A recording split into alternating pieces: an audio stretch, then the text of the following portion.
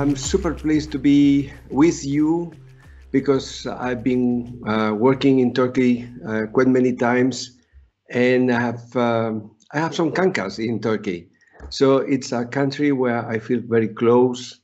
I have a very good personal relationship with many people. So eager to share this with colleagues like you. Okay, I'm going to talk to share with you one experience we had. It was about IKEA, the furniture company. They wanted to open a shop in Paris, and it must be a totally different concept, different of the big boxes outside the city. So it was a total innovation, total transformation.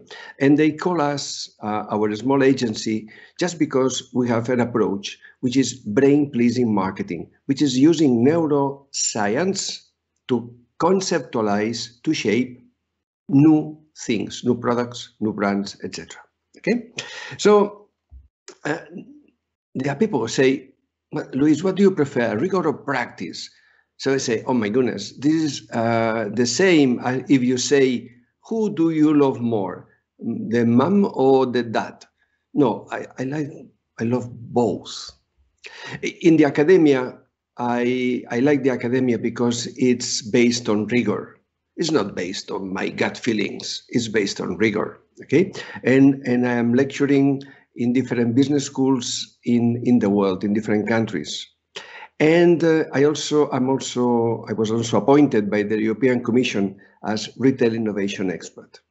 But not only in the academia, I also lecture to the NBA players because they want their players to be good managers or good investors after playing.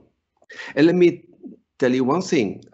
Congratulations to the FS basketball club, because, well, you had a fantastic victory, well, against Barcelona. But it's real. It's congratulations from heart. And here you can see some of the customers. Well, these are some brands we have been serving in the last 4 decades in more than 30 countries. And in Turkey, you see here Coca-Cola and Flormar that they are in my heart. Okay, but you can see here brands of different sectors and industries. Why? Because from the brain, B2C and B2B, and you belong to retail, which is B2C, business to consumer. But from the brain, B2B is the same as B2C. They are H to H, which is human to human. And the most important change is the context, very different context. So we can use these techniques, and I'm going to show you the method. We can use these techniques to, doesn't matter which industry. So this is the agenda for this speech about brain-pleasing retail marketing. Number 1 will be the playing field. Number 2 will be the IKEA Paris case example. And number 3 will be the learnings from this example. And we are going to include there some clues, some basics about neuroscience in the 2 last points. So, once said so, let's start. Let's talk about the playing field. We are in the market economy, and in the market economy, the most important right any customer has is to choose. They can choose your store, or they can choose your competitor's store. They are free to choose. So when people say, what is marketing about? What is retail marketing about? So this is the question. In the academia, we use a different definition, but in reality, marketing exists because this is what we want. Choose me, honey. We want to be the preferred options. The preferred option, sorry. We want that customers come to our shop or to our e-shop, because this is an e-shop too. Okay? We want customers to come to our shop instead of going to the competitor shop.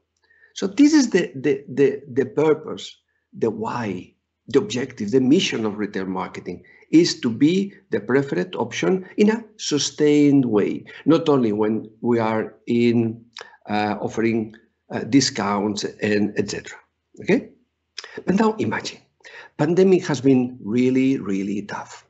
And imagine you and, oh my God, this is a lion in a hotel in South Africa.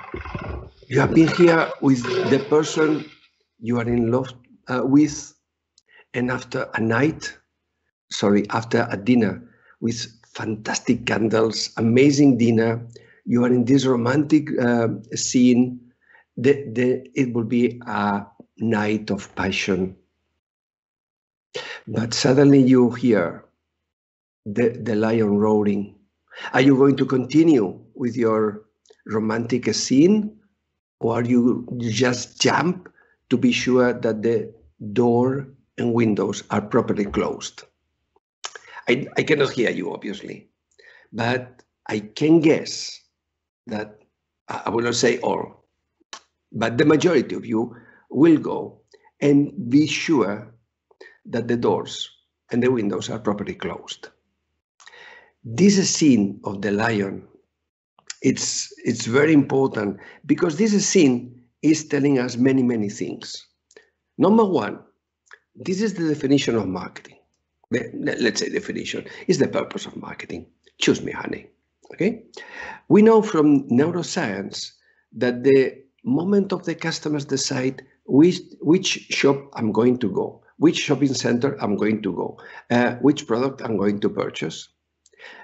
This final decision, the moment of the verdict, is made at the limbic system, this internal part of the brain, and the 95% of the decisions are non-conscious. That's a very important thing. At the moment of the verdict, is a matter of gut feeling. So, the purpose of the limbic system, the purpose of the part of the brain that makes the final decision, the purpose is to avoid death, to save your life, to avoid risk, to avoid pain. This is the scene of the lion, because what this part of the brain is looking for is for life continuation, okay? So from the brain point of view, this is not ideology.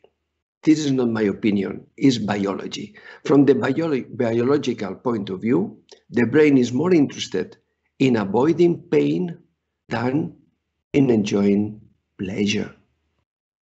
And when we got to this conclusion, and we remember that we have been teaching in the academia, me too, I confess, that marketing is about to please the customers. Marketing is about to satisfy the customers. Marketing is about generate these wow moments, this fascination and passion. I have to tell you, I confess, we have a wrong GPS. The best GPS to attract customers is to heal their life-related pain point, is to try to heal the part of life that hurts. And life-related pain point is a method we have been using just to differentiate life-related pain point and frictions, or usually called pain points. Frictions, I have here frictions, are these troubles, efforts, annoyances, inconvenience that customers suffer when they start purchasing in these touch points, in these moments, when going to the shop, parking, and using a trolley, and then picking, and then paying, and then queuing, and all these kind of things. This is frictions. Life-related pain point is an adverse effect. It's like a medicine. It's good for this, but you have a side effect, a negative effect, an adverse effect. This is like the vaccine nowadays. I don't know if this is the case in Turkey, but here in Europe, people are saying, oh, AstraZeneca is okay, but I wonder if I'm going to suffer a blood clot.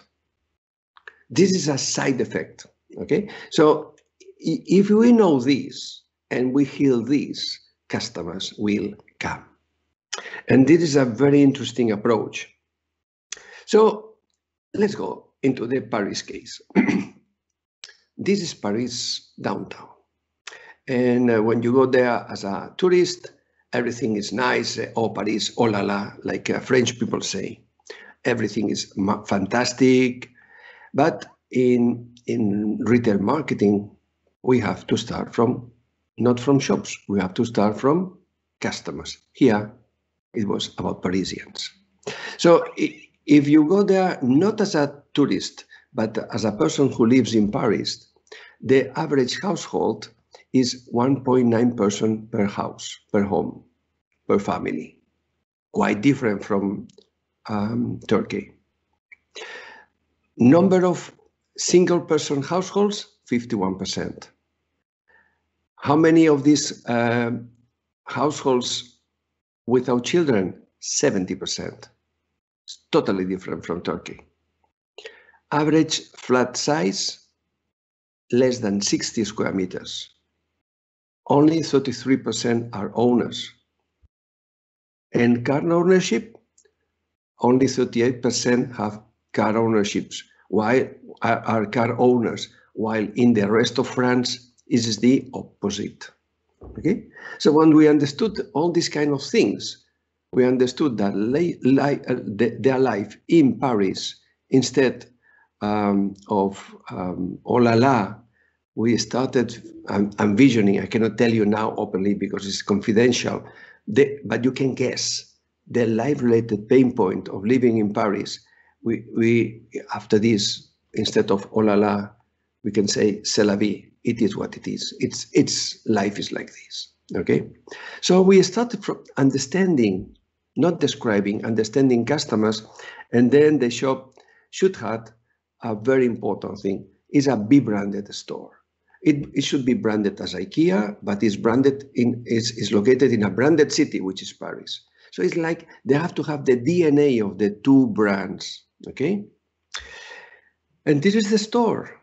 Located in Paris Center, without parking, opened in 2019.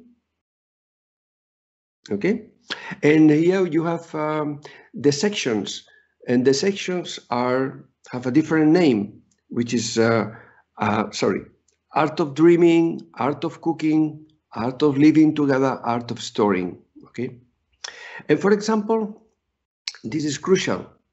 Only humans are able to imagine. Animals don't imagine. So you cannot purchase a sofa unless you imagine that this sofa will fit well in your living room. So the IKEA company are super good, super skilled in fostering customers' imagination.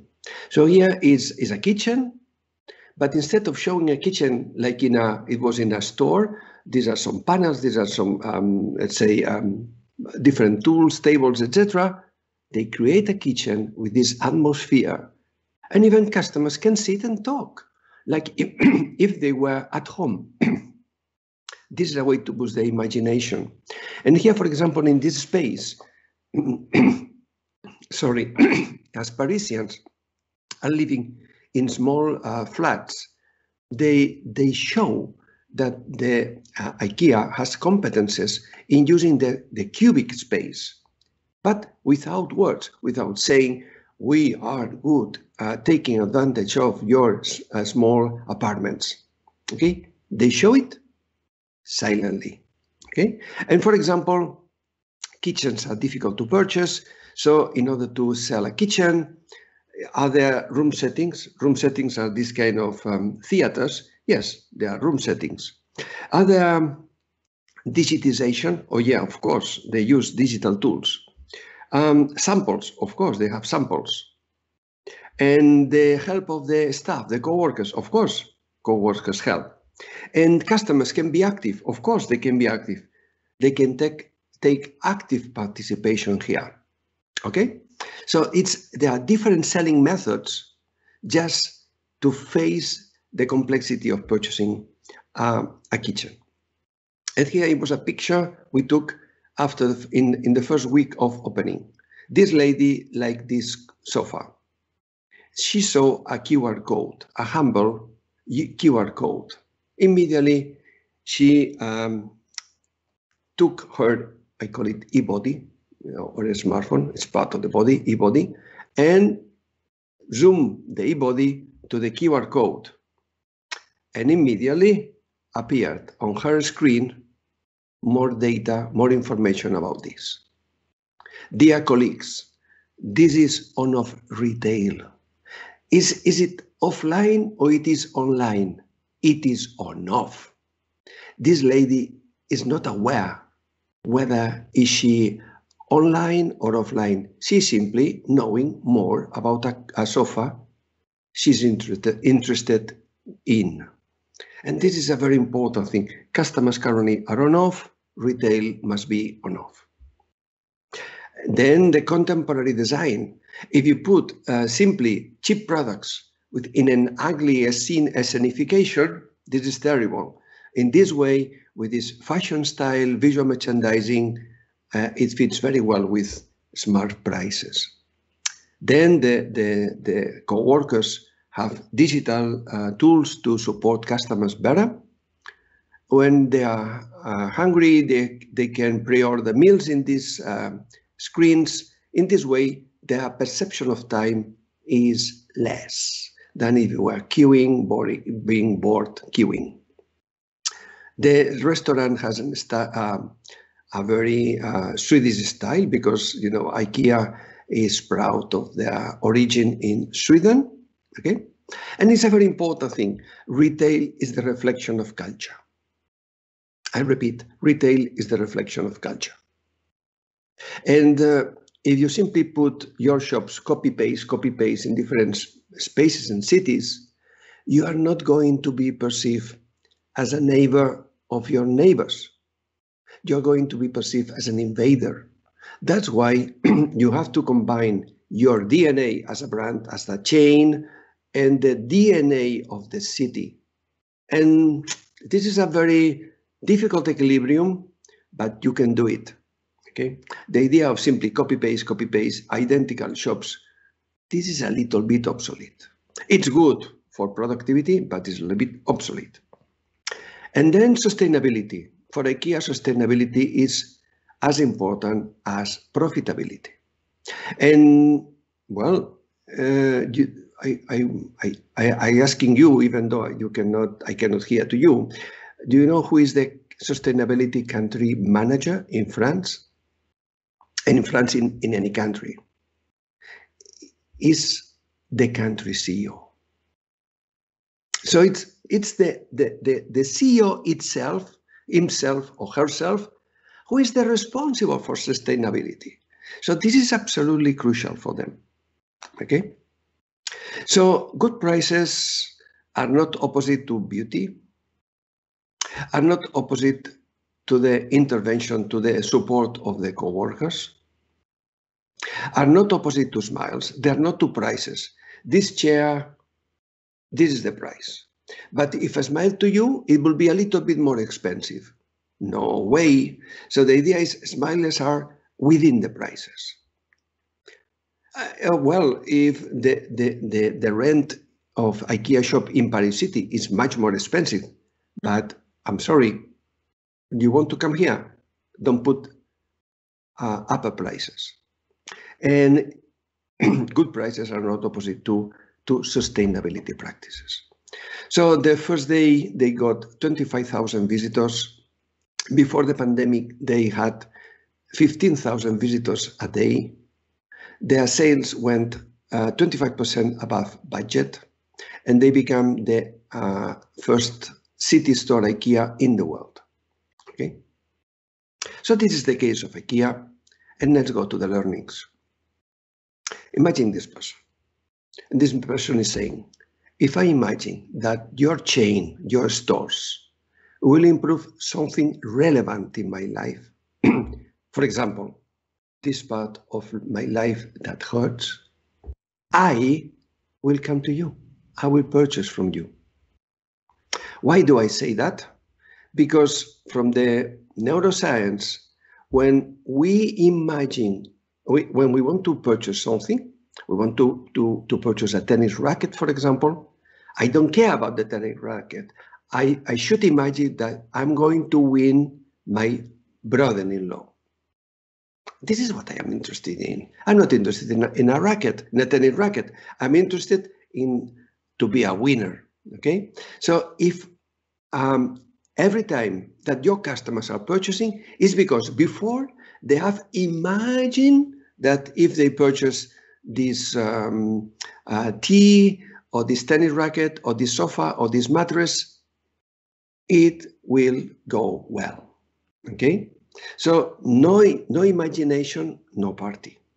And what happens when you imagine something positive?